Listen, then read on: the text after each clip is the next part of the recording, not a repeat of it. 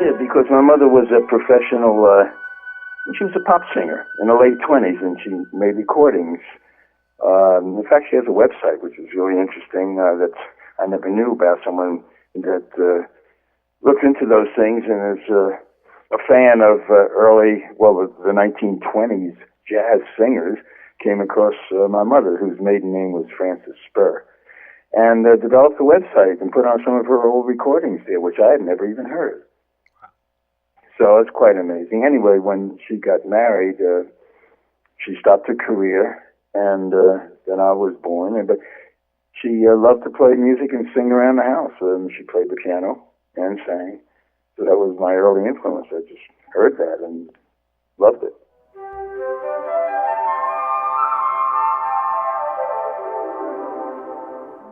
I didn't have a lot of classical training before I went to conservatory, but I had good teachers. And piano was my first instrument, as you mentioned earlier. And then I took up clarinet when I was 12. And then saxophone follows the clarinet. I love those instruments. And but my teacher was a jazz player and a very good player around Washington, D.C., where I grew up. However, I didn't have any classical background, and when you go to a conservatory, it's all classical music, so it was very difficult for me. I had a lot of catching up to do. But I'm pretty tenacious, and I just said, well, I'm going to do it. And those years were hard work, but I really developed my playing and my musical knowledge, so I'm thankful that I had a chance to do that, because it served me in my professional career, definitely.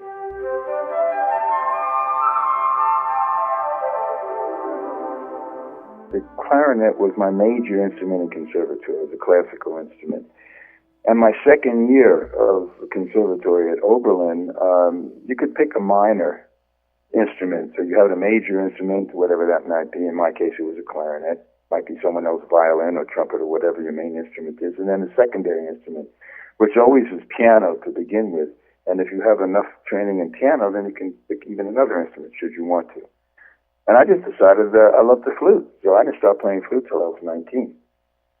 But the knowledge that you have on woodwind instruments is transferable to a great extent. So it wasn't I started from scratch, but still it has its own particular challenges. All instruments do. But I love the flute. It just, it was easy, it was natural, it's easy to get a good sound on even from the very beginning, whereas if you're playing the violin or the clarinet, in the very beginning you don't sound good at all. But the flute, it's hard to get a bad sound. It's not grating to the ears. That served me well when I did studio work. I always wanted to someday come out to L.A., to Hollywood, and be a recording musician in the studios. And that dream was fulfilled, and I did wind up out there. And so all the training I had, and the flute being, I was a good flute player, still am. It just it brought it, that instrument came up to the level of my other instruments. So by the time I hit Hollywood, I was very good on all the saxophone, the clarinet, and the flute. And none of them were like secondary. They were all primary instruments for me.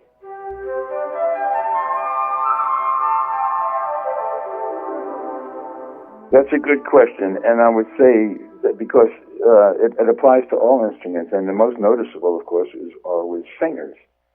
Now, a lot today in the pop music, if young people that want to be pop stars, they're going to imitate the singers that they are influenced by and want to sound like them. So I don't, for the most part, hear a great difference, individuality. But in the jazz world, in the era that I grew up, so in the 50s and the 60s, you had Sarah Vaughan and you had Ella Fitzgerald, among my favorite singers, or Sinatra or Tony Bennett in the male category. They had a distinct voice. So your individuality is your sound, and everyone has their own. Everyone's an individual. So if you just let yourself be who you are, you're going to sound different. But if you try to sound like who your idol is and develop your sound to be like that person, then I think you lose your individuality, what you do. So for me, I don't know, that's just me.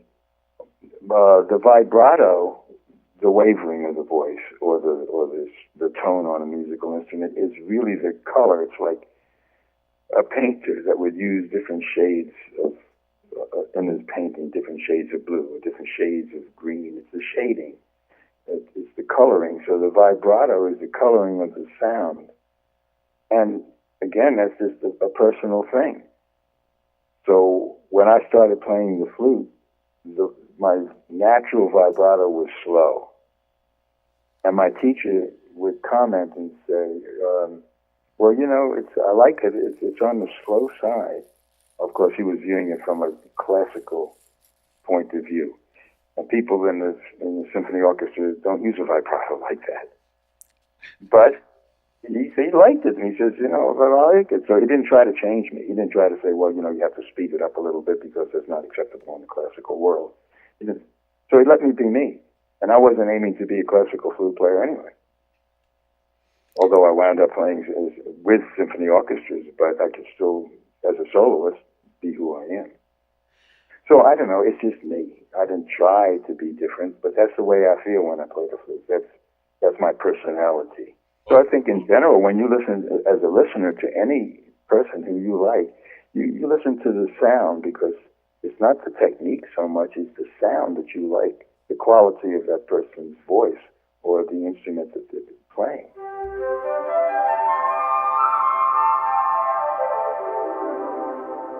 He was my main teacher. I had an opportunity to spend a lot of time with Miles. We became close friends. And every time he came out to Los Angeles to play with his band, whatever that band was at the time, his great band with John Coltrane and Cannonball Adderley, and it was just fabulous. And we'd hang out a lot, and I was very influenced by him. And he, in many ways, as a person as well as a musician. And he would always talk about space. And any time we go into some club to listen to some other player that I was impressed with, and I say, what do you think of that, Miles? Because the guy had a great technique and he was executing his ideas well, and Miles was not impressed. He said he's playing too many notes. That's all he'd say. Too many notes, too many notes. Then that got me to think that most musicians think that way. You know, if you have a lot of technique and you work years and years and years to develop your technique, it's pretty hard not to use it. So the challenge is less is more, and that's just a sign of maturity. I don't think when you're very young you're ready for that yet, because you got too much energy. You're like an athlete. You can't tell an athlete to run slow. So when you're playing an instrument, a musical instrument is definitely muscular as well as other things, factors, and so it's hard to slow down when you want to play fast and you've worked hard on your technique to play a lot of notes. But all you're doing is playing a lot of notes. The challenge is to play the right note in the right place, or the right little sequence of notes in the right place, and leave space around it so it can breathe. And the day came when that really sunk in, and I think it's very important. And if you have that in mind, when you listen to records now or any live performance, you become very aware of the person who is performing, and if that person is using space at all, and if so, is used well. It's a very important part of music, I think.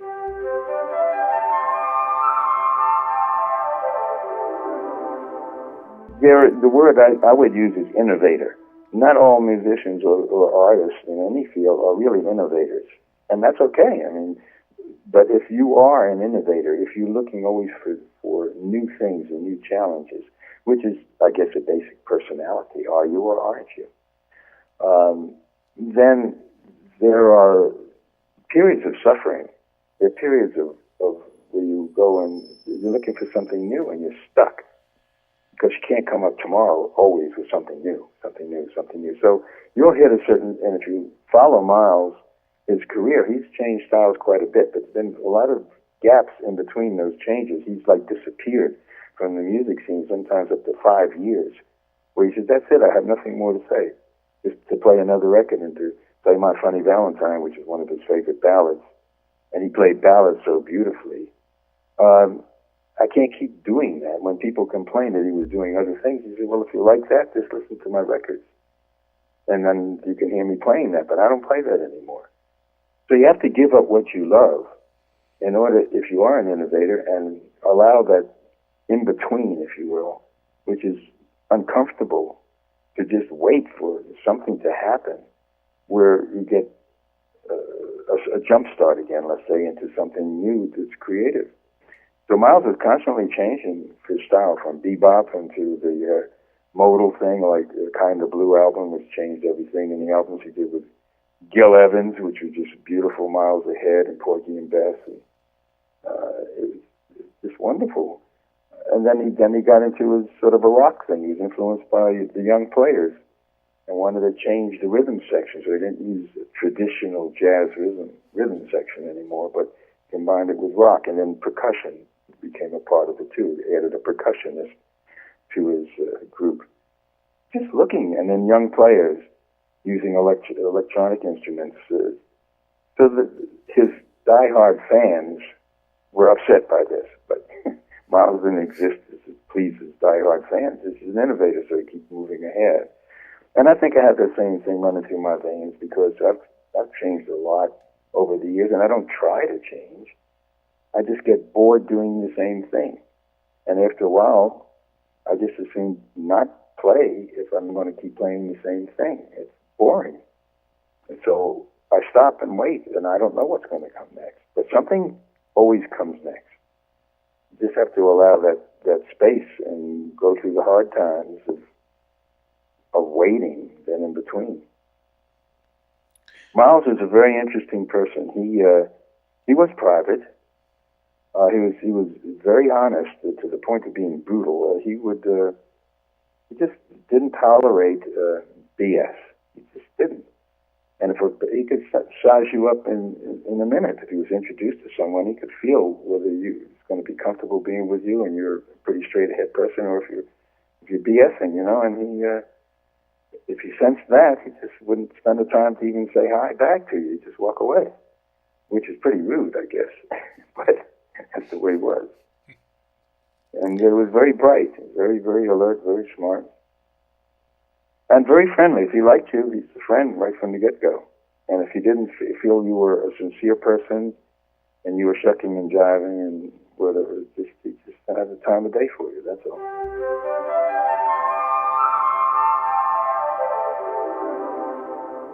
I do, but I wouldn't use the word practice, because improvisation implies being spontaneous in the moment.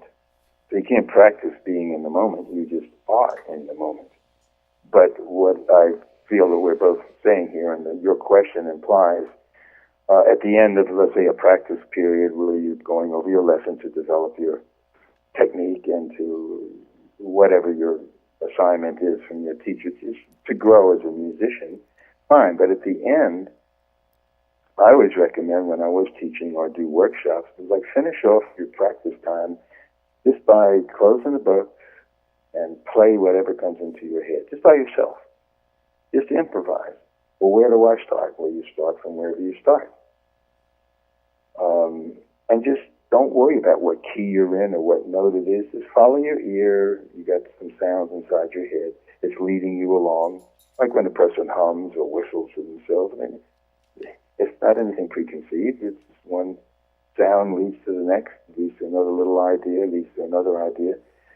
And you don't, there's no right or wrong when you're just doing it by yourself. And it just frees you up.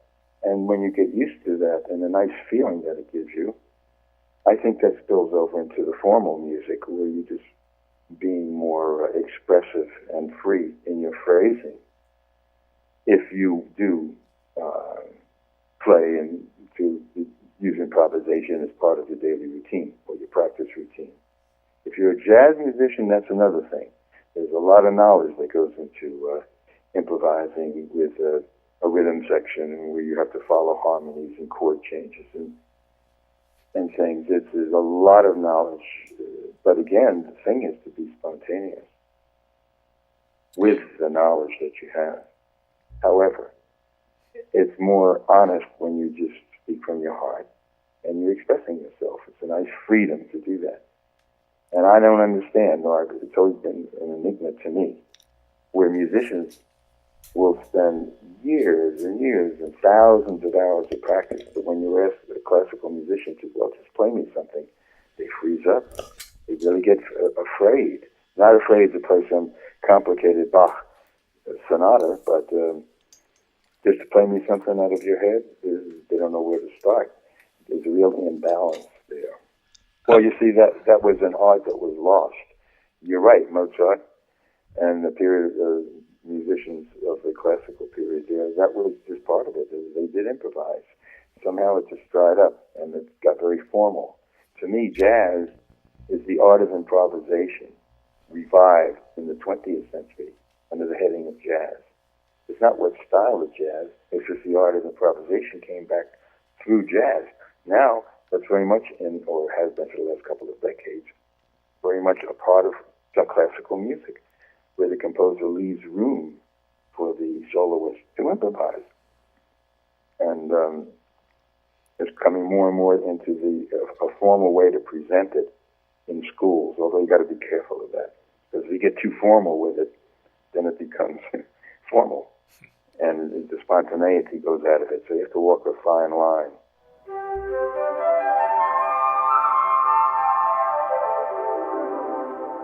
Dexter Gordon being one of them, Charlie Mingus being another one, Ornette Coleman being another one. He came from the West Coast. That was a magazine thing, Downbeat magazine, just it was stirring up a controversy, East Coast versus West Coast jazz. Environment and climate is a big part of how a culture develops, and certainly that's musical culture too. The West Coast is always more laid back. The weather is nicer, the ocean is out there, and the sunshine and the beach and palm trees. It's different than New York City or Boston or places that is different temperatures, colder, and the energy is different. So the art is going to reflect that. I think that's why the style was quite a bit different. Not that one was better than the other, it was different. But again, it stirred up a nice little battle between East Coast and West Coast, and sold a lot of magazines, maybe. But there were some wonderful players, Johnny Mandel as a writer, and Bill Holman, and just a lot of people. Stan Kenton's band, Woody Herman's band, a lot of it was made up of West Coast players. So, yeah, it's talent is talent, and it was a different approach to jazz. The cool school, if you will, it was less energetic. It was less, had energy, but it was a different kind of energy than music coming out of New York City.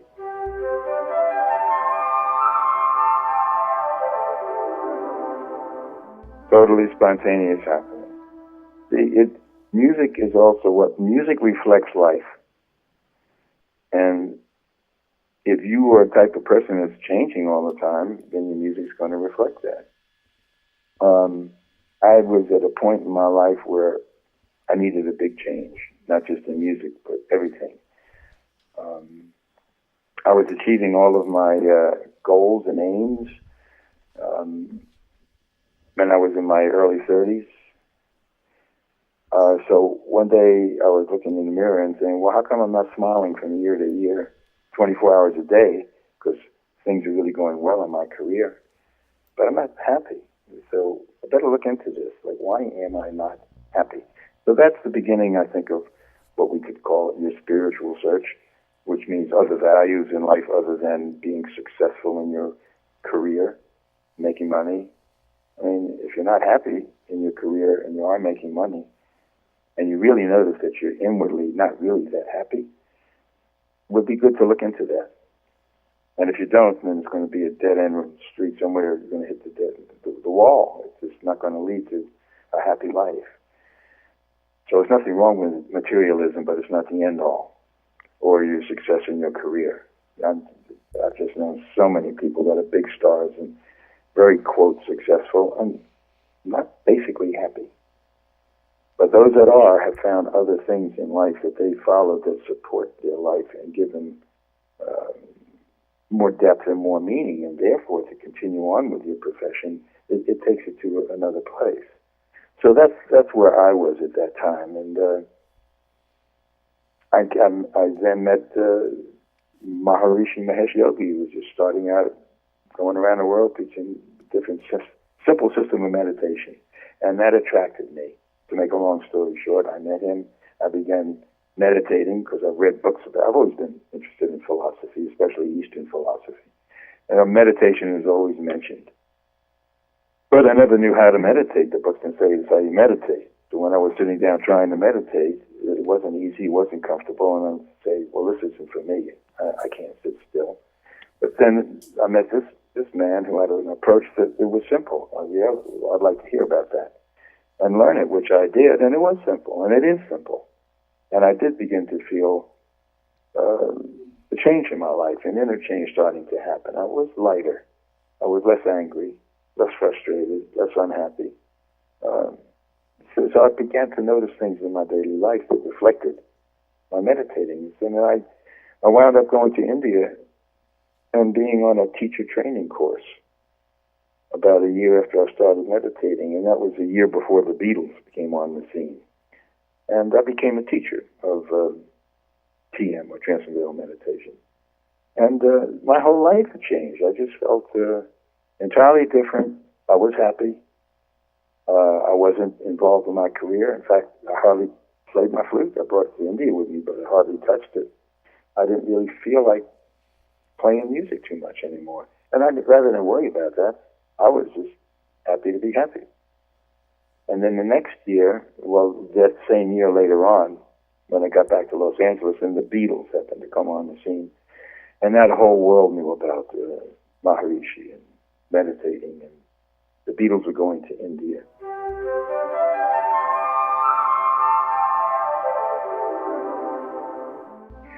And I had already a documentary idea. I had a filming Maharishi, doing a documentary on meditation and his presentation, going back to India. So that was already set in motion, and I had a film crew and everything going over there. And it just happened to coincide that the Beatles were there. So that's when everything changed. And then during that filming, I visited the Taj Mahal to film. That was part of the documentary, was to get some background shots of India. And obviously the Taj Mahal is going to be one of those places because it's the most famous of all the wonderful places in India. That's the world known, one of the wonders of the world. So I went in there, and there's an unbelievable reverberation in that building. And so I had a sound man with me as part of the crew. I was a producer of this film. And we went in there one night just to see if we could play some notes. And the guard at first wasn't very receptive and didn't want me to play in there, but it was getting late at night. And he didn't stop me, so I started to play a couple of notes and stopped, and then the sound went up and just hung there. It seemed to be forever in that big marble dome, which is 90 feet high and 60 feet wide and all solid marble. So the sound is unbelievable. And I found when you play a whole series of notes, like a run of notes, and stop, all those notes come back as a chord. Well, I had never heard that before in a recording studio. It's impossible. So everyone was sort of transfixed with what was going on. The tourists had been finished for the night, and there was no one in there but me, and the guard said, hey, you can stay. So I stayed till about midnight, just playing my flute in there. It was never intended to be a recording, a commercial recording, which is just to record it, which we did, and to come back and play it as a memento to some friends back in Los Angeles. But when I got back, record companies were interested in it, and it came out as one company finally said, okay, let's release it. And it suddenly just took off. And everyone was surprised, including the record company, including me. And who would have thought that something that quiet and simple was going to get airplay, that people are actually going to buy this and sit down and listen to it. It doesn't have a beat to it. It's not jazz, it's not rock. It's, what is it? It's just someone just playing a solo flute with some wonderful echoes that are just hanging there in space. So it seemed to start a whole new direction for me and for a lot of musicians who had the same feeling around that time, but they didn't think that it's stand a chance of never having these things commercial. George Winston being one of them. Piano player was very popular with Windham Hill Records, sold a ton of records. And people were coming from all areas, harp players, and mostly it's instrumental music. And then it got a title called New Age music, which confused the hell out of everybody. But whatever you want to call it, record companies started to get commercial with it, and it sort of got commercial. Changed a lot, but I changed. When I do concerts, people didn't know that my early roots were jazz. In fact, this was my 14th album. I had 15 straight-ahead jazz albums, which had a lot of changes and shapes to that too, but this was just a solo flute. And they started wanting to hear more of that. And then I'd say to myself, well, how am I going to play solo flute on a concert stage? The Taj Mahal isn't here. So then there's a few little electronic devices I became aware of, called an Echoplex. There's a digital delay. It plays back what you play. Not the same as the Taj Mahal, but the effect is sort of the same. And I'd play 1 or 2 or 3 times a night in amongst the jazz pieces, little solo things like that. And little by little, that sort of took over until I was doing total concerts with solo flute. Wow. And making more solo recordings in other places around the world. So, you never know what life is going to hand you. The thing is, if you just follow where you're being led rather than to try to make it other than what it is, then I think the wonderful things and doors open up for a person. And they certainly did for me.